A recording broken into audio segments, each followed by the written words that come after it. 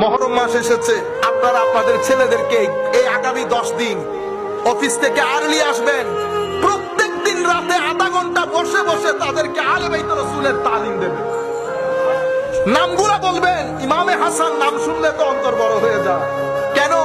কারণ হাসান এবং হুসাইন আমার নবীর দুই নাতির নাম হওয়ার আগে সৃষ্টির মধ্যে কারো নাম হাসান হুসাইন ছিল না।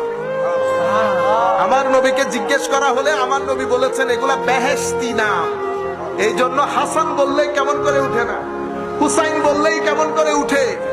ফাতেমা নরমাল একটা নাম না, নরমাল নাম।